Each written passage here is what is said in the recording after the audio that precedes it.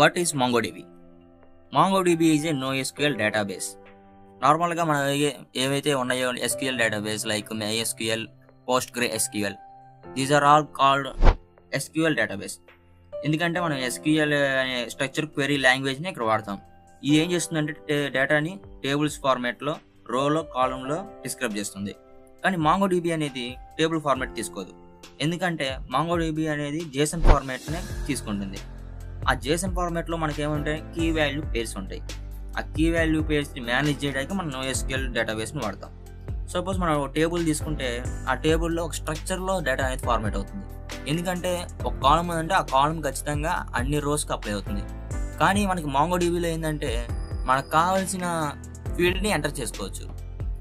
MongoDBలో key features ఏముందంటే document oriented, అంటే data అనేది డాక్యుమెంట్స్ వైజ్గా JSON ఆబ్జెక్ట్స్లో స్టోర్ అవుతుంది.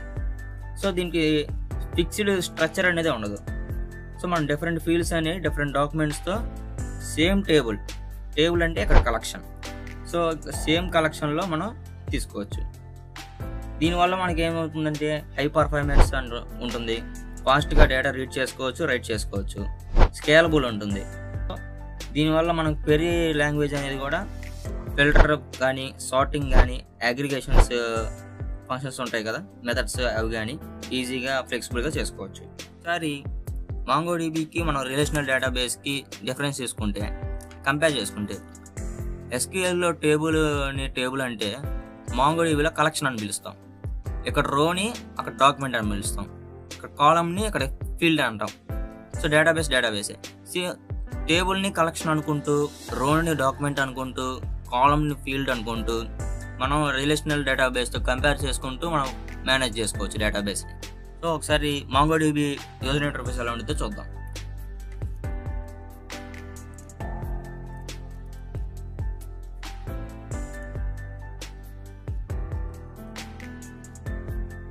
సో ఇది MongoDB అట్లాస్. MongoDB అట్లాస్ ఎందుకు వాడతామంటే ఇది లోకల్ హోస్ట్లో కాకుండా మనకు ఒక సర్వర్ API కీని ఇస్తుంది. సో దాన్ని బట్టి మనం దీన్ని డిప్లాయ్ చేసుకొని డొమైన్ తీసుకున్నప్పుడు కూడా ఈజీగా యాక్సెసిబుల్ అయ్యేటట్టు చూసుకోవచ్చు. Get started. గూగుల్తో సైన్ అప్ అవ్వండి.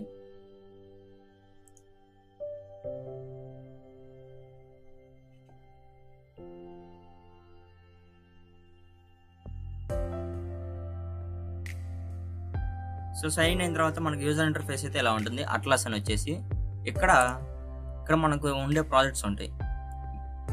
నా దగ్గర 3 ప్రాజెక్ట్స్ ఉన్నాయి. డెమో ప్రాజెక్ట్, డెమో 2, ప్రాజెక్ట్ 0 అని. మీకు కొత్త ప్రాజెక్ట్ కావాలంటే న్యూ ప్రాజెక్ట్. సో ఇక్కడ మనకు క్లస్టర్స్ ఉంటాయి. ఈ క్లస్టర్స్లో మనకు కలెక్షన్స్ ఉంటాయి. డేటాబేస్లో క్లస్టర్స్లో బ్రౌజ్ కలెక్షన్స్ చెప్తే మనకి ఏదైతే కలెక్షన్స్ ఉన్నాయో, సో కలెక్షన్ అంటే టేబుల్స్. ఈ టుడూ అనేది డేటాబేస్ క్రియేట్ చేస్తే ఆ డేటాబేస్ క్రియేట్ అవుతుంది. నేను టుడూ అని క్రియేట్ చేశాను. దాంట్లో న్యూ టుడూస్, యూజర్స్ అని 3 టేబుల్స్ ఉన్నాయి. సో టేబుల్స్ అంటే కలెక్షన్స్. ఈ కలెక్షన్లు ఏమున్నాయి, ఎంటీ కలెక్షన్, ఇవన్నీ ఎంటీగా ఉన్నాయి. దీంట్లో మనకి ఏదైనా సపోజ్ ఇక్కడ ఉంది చూడండి, ప్రతి క్వెరీకి అంటే ప్రతి రిలేషన్కి మనకు ఒక ఐడి వస్తుంది. ఈ ఐడిని బట్టి మనం డేటా రిట్రైవ్ చేయడం కానీ, పోస్ట్ చేయడం కానీ, అప్డేట్ చేయడం కానీ, ఇలాంటి ఆపరేషన్స్ అన్ని ఫ్రంట్ ఎండ్ ఫ్రేమ్వర్క్లో ఈజీగా చేసుకోవచ్చు. సో ఇక్కడ నేమ్ ఉంది, దాని కరస్పాండింగ్ నేమ్ వాల్యూ ఉంది. ఈమెయిల్ అనేది దాని వాల్యూ, ఎప్పుడు క్రియేట్ అయింది, ఎప్పుడు అప్డేట్ అయింది. ఇది మనం దీని డిఫాల్ట్గా రాదు, మనం పోస్ట్ చేసేటప్పుడు దానికి తగ్గట్టుగా కోడ్ అనేది రాసుకుంటాం. సో ఇది స్ట్రక్చర్. సపోజ్ మనకి న్యూ డేటాబేస్ కావాలి, డేటాబేస్ నేమ్ ఇస్తాం, ఏదో కలెక్షన్ నేమ్ ఇస్తాం, క్రియేట్ కొడితే మన డేటాబేస్ అనేది క్రియేట్ అవుతుంది. సో నాకు ఇప్పుడు 2 డేటాబేస్లు ఉన్నాయి, demo and database, today and database. మనం ఎటువంటి కలెక్షన్ లేకపోతే దానికి అది డిఫాల్ట్గా ఏదో రెస్టారెంట్ అనో, స్కూల్ మేనేజ్మెంట్ అనో కలెక్షన్స్ అనేది తీసుకుంటుంది. సో ఇలా మనం డేటాబేస్ క్రియేట్ చేస్తాం. క్లస్టర్స్ చూసుకుంటే క్రియేట్ కొట్టి ఇక్కడ క్లస్టర్స్ మనం క్రియేట్ చేసుకోవచ్చు. కానీ డిఫాల్ట్గా ఒక ప్రాజెక్ట్కి మనకి ఒక్క క్లస్టర్నే ఇస్తుంది. సో ఇంకో క్లస్టర్ కావాలంటే మనం ఇంకో ప్రాజెక్ట్ని క్రియేట్ చేసుకోవచ్చు ఈజీగా. సో ఇది మాంగోడిబి అట్లాస్. నెక్స్ట్ వీడియోలో మాంగోడిబిని రియాక్ట్ ప్రాజెక్ట్ని ఎలా కనెక్ట్ చేయాలో చూద్దాం విత్ సర్వర్ ఎక్స్ప్రెస్.js యూజ్ చేసుకొని నోడ్.js లైబ్రరీస్ యూజ్ చేసుకొని రియాక్ట్ని మాంగోడిబిని కనెక్ట్ చేసి డిస్ప్లే చేద్దాం డేటా.